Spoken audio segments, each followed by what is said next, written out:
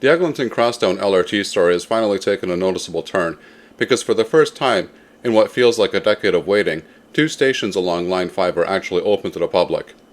Mount Dennis Station at the western end of the line is now accessible and functioning as a connection point to both the Go Kitchener line and the Up Express.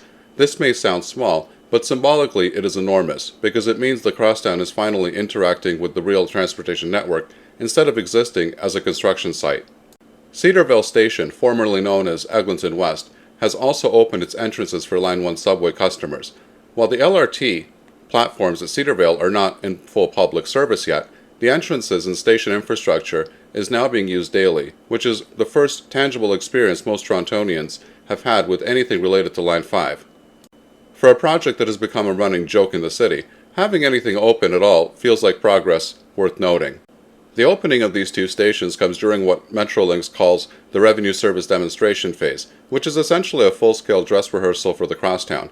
Trains are running, systems are being tested under real conditions, signals and platform operations are also being monitored, and crews are basically operating the line as if it were open, just without full passenger service. This stage is meant to identify problems before the public starts relying on the system, and already we've seen why it matters. There are ongoing repairs to platform edges in the eastern section of the line and adjustments to various system components that weren't up to standard. None of this is surprising, but it does explain why Metrolinx has been reluctant to give the public a firm opening date. The strategy now is to test, adjust, and fix until the line is dependable enough to safely operate from day one. The implications of opening even just two stations are far more significant than they appear at first glance.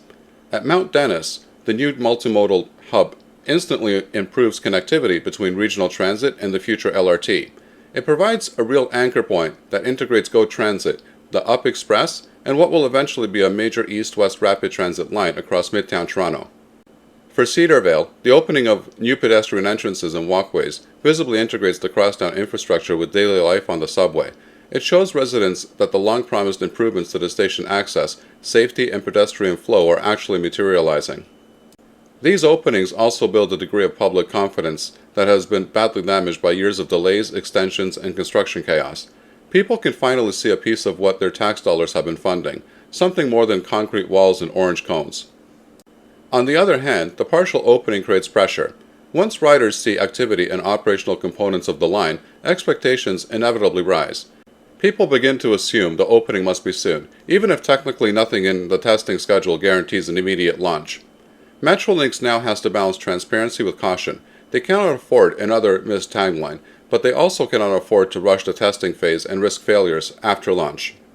This middle space is delicate, especially when public trust is already fragile. Every small issue discovered during the demonstration phase can either be framed as, "good thing we're catching it now," or "how is this still happening after 12 years?" The messaging matters, and so does the speed at which these issues are resolved. Despite these challenges, the partial opening has long-term benefits for the city. It begins the process of knitting Line 5 into Toronto's broader transit ecosystem.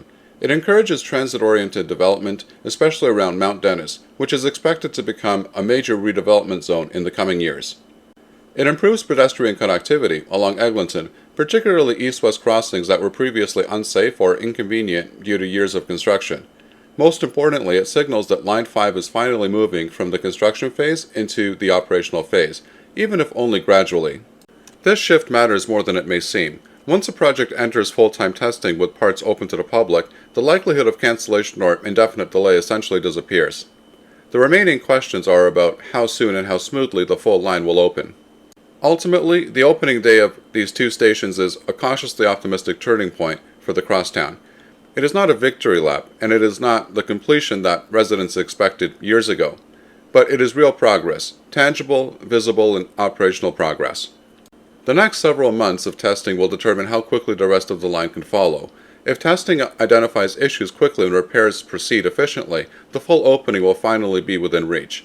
If additional problems continue to surface, then those two open stations may be all the public gets for a while. Still, after so many years of delays, political frustration, construction headaches, and community disappointment, even a small step forwards feels significant. And for Line 5, the simple fact that anything is open may be the most important milestone the project has had in years. I hope that you liked the video. If so, please give it a like. If you're not subscribed and want to be notified of new videos that are released, please click on the Art Toronto button here. This is the video that I would recommend for you to watch next, and I'm sure that you're going to love it. Here's the playlist for all of the latest in transit news and views that you're going to find very informative and interesting. And finally, here is the latest video. Thanks for watching and happy transiting.